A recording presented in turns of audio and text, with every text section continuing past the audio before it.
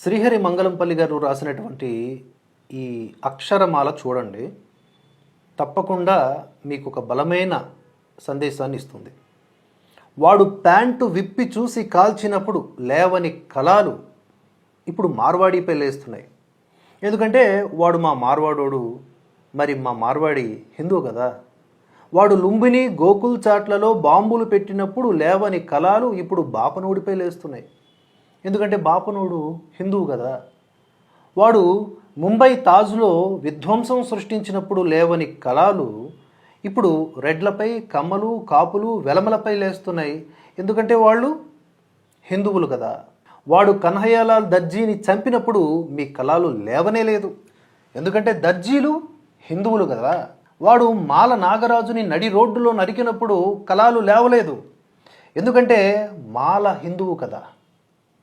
వాడు మంగలి, చాకలి, కంసారి పనులను కమ్ముకున్నప్పుడు ఏ కళాలు లేవలేదు. ఎందుకంటే వాళ్ళు హిందువులు కదా.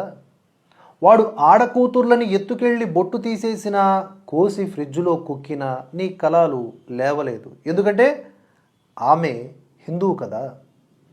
వాడు దుకాణం తెరిచి వావి వరసలు, వయసు వ్యత్యాసాలు, పాపభీతి, ఆడ మగ తేడా లేకుండా చెరిచినప్పుడు కూడా నీ కలం లేవలేదు. ఎందుకంటే చెరచబడిన వాడు హిందువు కనుక. వాడు మాంసం కొట్టు పెట్టి కటికోడి జీవితం కొట్టేసినప్పుడు నీ కలం లేవలేదు.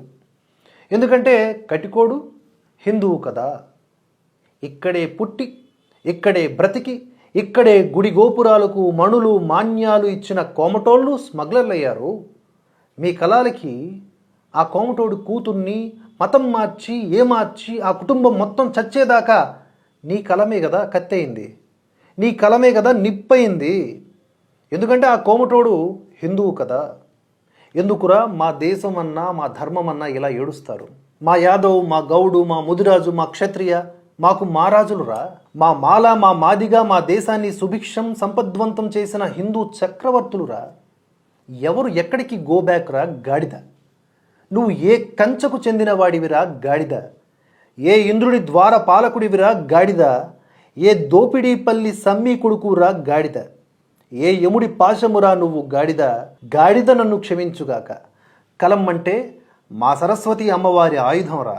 దాన్ని సరిగ్గా వాడు, లేకపోతే గుండెల్లో ఉల్టా గుచ్చుకొని చస్తావు చీమిడి కొడక, రోహింగ్యా మలంలో పుడక. విన్నారు కదా. మరి ఏమనిపించిందో మరి మీ అక్షరాలలో కామెంట్స్ రూపంలో తెలియజేయండి. 10 మందికి ఈ వీడియోని షేర్ చేయండి.